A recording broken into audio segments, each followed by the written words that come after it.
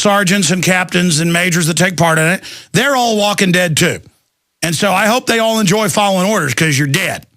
It's going to take a lot of time off your life. And the reason I'm being a straight shooter with you, buddy, is so other people listen, and so this stops, and so people stop shooting their kids up, because they are killing us.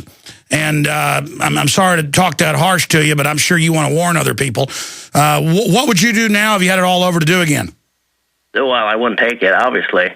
But what's kind of funny is I've had this flu shot on a yearly basis. I was in the military for 8 years, and I've had that same flu shot, supposedly same flu shot every year. And well, I never had any reaction. Sure. Well, listen, they also build up, and they're different every year. And they never guessed the right flu the year before, never works on record. Each year lowers your immunity by 50%, big Canadian study. So you just keep lowering it. 3 consecutive shots, if you're above the age of 55, major studies, doubles your chances of Alzheimer's. Most people I talk to, I go, when did your mom or dad really start deteriorating and then you got diagnosed? They said, I don't know, it was 6 months ago. And I said, did they get a flu shot about a week before? And they went, oh, that's right, she did. Oh. And I'm like, let me show you right here at the computer. And I just take them over. There's a prominent person a few weeks ago I was talking to about this, and they went, and I'm like, look, there's the studies. Again, they're murdering us, but they murder us in a way where we crawl off, and then their system can suck money out of us. But listen, look, your body may fight it off eventually with the proper vitamins, minerals, and prayer and cleansing and things. But at least you're not like the troops in Project Shad, where in some cases they would take them into a room, nerve gas them, and they die on the spot, and then they tell their family they died of flu. So at least you weren't murdered on the spot as part of the patriotic freedom by the criminals that run things. How does that sound, sir? Oh, it's great. But listen, I'm gonna get Bob Chapman's take on this. Bob, you're a veteran yourself. I know you've studied all this. What do you think about what the globalists do to people? The little gift they give everybody that keeps giving. Well, it was like, as I look back, I was lucky. I wasn't taken into some of those programs. They were mostly biological at that time. They had other kinds of programs. But, you never would think for a second that your own government would give you something that would kill you. And they are, and they have been, and evidently they'll continue to. Well, they really love killing kids. People thinking of going in the military, you better think twice. Well, that's the issue here, is that it's all on record. And it's not just military. It's foster kids. It's regular, kids just getting shots. And again, you're right. You never think the government would do that, this type of betrayal. But it's not the government. It's the banker eugenics crime syndicate that now has reached critical mass and has gotten its people in almost all the major power positions. That's why it's so refreshing to have a Ron Paul in Congress, or a Senator Paul, or a Walter Jones. But maybe 50 or so, Ron Paul, I agree with his number, in the House are good. 10 good senators, Rand said when I talked to him today. The interview's coming up. I mean, that's scary. 50 or so members of the House, 10 senators. All the rest are wanton scum. Unbelievable. Unbelievable. Folks, I want to explain something. The guys Google everything I'm saying in there, or start page it, they search it. They just showed all the Shad documents on TV if you're watching. I'm not making this up. I can pull up AP, BBC, and it'll say, yes, in thousands of tests on ships, they sprayed chemical, biological, radiological. But then if you read deeper and then get into the Department of Energy and other documents, folks, they would kill people. The media tells you about people they sprayed that, get tumors and die 10, 20 years later. In many cases, they go, all right, you guys show up. We're picking Johnson, Brown, Horowitz, Sanchez. This Saturday, your leave's canceled. Because I've read the records. I've had some of the survivors on of some of the tests that weren't as lethal. And then they just march them in, nerve gas them, and they've got these special doctors who then package them. They always send everybody else off on leave. They kill them, and then they dissect their bodies, and then they tell their family they died of flu. I mean, the magnitude of this evil. But it's the globalist testing cadres of doctors that will march a young private in and murder them. Murder them. I mean, this is who runs our government, Bob. Absolutely. And it's been going on for a long time. And, you know, I contend that the only way we're going to take this thing down, other than through Congress, is to have the financial system self-destruct. And when that happens, they lose their control.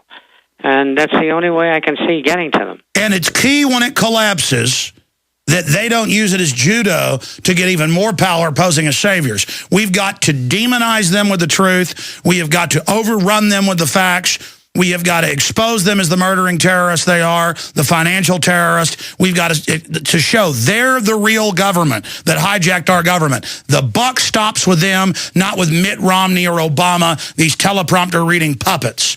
Anything else there? Well, Nicole's husband who jumped on the phone? Yeah, John. Hey, I didn't give you the kicker. As I went into the clinic, to the shot clinic, to talk to them about this shot several months after I've been having all these reactions. And they pulled up my shot records on the computer, and they said, yeah, it looks like you got 2 shots that day. I said, no, I only got 1 shot. And I pulled out my hard copy of my shot records, and they said, let me look at that. And I let them look at it, and they said, here, let me delete this one. And they deleted the one on the computer, and then they got ready to scratch the one off on my hard copy, and I snatched it back from them. I said, I'll just hold on to this. What do you think of that? Oh, no. The people that are over that know it's killing people in many cases, and it's like fun. It's like a power trip. Listen, whenever they, 6 years ago, lined up the 1,000-plus kids and their parents in Maryland and Baltimore and said it was the law and had riot cops and dogs barking because it had been a big media issue, saying it's the law, you got to take the shots, I got the state attorney on, who was running it all. And I said, you know there's no law. You know you kick them out for truancy because they haven't had shots and then use that criminally, even though by law you can't kick them out for truancy when you're the one that kicked them out, and you can't kick them out for no shots. And he goes, well, you ought to be a lawyer. That's exact. It starts laughing. And he goes, well, the judge had the waiver forms on his desk, but I go, you didn't tell people there were waiver forms. And he goes, man, you really ought to be one of us. Started laughing. And I went, wait a minute. Do you give your kids shots? And he laughed and said, no, I don't. It's like they think they're winning because they conned a bunch of people to come in and take shots they wouldn't give their own kid. And then the waiver form's right up on the desk, but they don't tell you. I mean, and I said to the guy, I said, because we went to break, I said, buddy, you got some bad mojo coming your way. And he's like, what is that, a threat? And I said, no, man. I go, you're not going to have to wait to go to hell. I said, you are going to be judged in this world. And I could tell it hit him, and I said, good. And I said, I'm not talking to you anymore, and we hung up on him. We'll be back with more calls with Bob Chapman. Stay with us. Something just hit me between the eyes during the break. I'm here on air, and I'm telling the story of the police dogs barking, the black uniforms. It was 1,200 children, over 1,000 parents. So it was over 2,000. It was on CNN, MSNBC. It was a big story. It was a hoax that it's the law to take shots. And they ran this media hoax to scare everybody at the beginning of the school year. I think it was like 2007. Yeah, it was the year Endgame came out. So 5 years ago, almost 6 years ago. And I'm there telling that story just now, and I feel like a liar. I saw it on the news. I had the state attorney on. Forget his name. He's a black guy. It was the state attorney over Prince George County or whatever it's called. And it's so incredible that I know that story is exactly true as I just told it. Might have even been John Harmon board hopping and producing and running the show that day. He's the guy that gets to hear the behind-the-scenes stuff sometimes. But still, truth is so wild, I can't believe it. But it was on the news that they lied, had police dogs out for security because people have been protesting it. There were people there trying to warn the parents. The cops wouldn't let them go up and try to warn them. And that's when it hits me. That's why I got mad by the police shutting down the city for 5 hours for that police officer's motorcade who was killed. valiant police officer, great guy from people I know that knew him. It's that they shut it down on purpose and have this big pageant about how much they care about the police. And they'll do the same thing for certain military funerals. But the cops that were killed in Fast and Furious, they didn't have big parades for them because they don't want to make a big deal out of it because it was killed by guns the Attorney General helped ship in. And that's my point. They'll have these big, giant pageants for the military and police, but at the end of the day, the system could care less about you. That's what I'm trying to say. Is the bigger the pageant the New World Order puts on, like I'm sure Arte Saveda actually probably was crying, you know, for that police officer that got killed, because now I've learned that they actually knew each other and that they were somewhat of friends. So, you know, I apologize for saying Arte Saveda was probably fake crying. The point is, because now that I've learned more about it behind the scenes, the point is that, Bob, you get what I'm saying, that I'm tired of like these big productions of how much they care about the troops when the people running our military are killing our troops. You see what I'm saying? Absolutely. And the people who are in the military are the Pentagon. And they're doing it for two reasons. Number one, to take orders where we're going to have a war next. And number two, to steal as much as they can.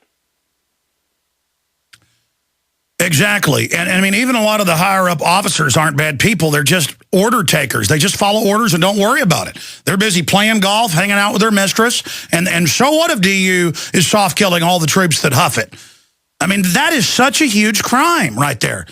And that's why when they want me to get up and salute some dead soldier when I get off an airplane and then wait there for 30 minutes, I would be happy to salute them.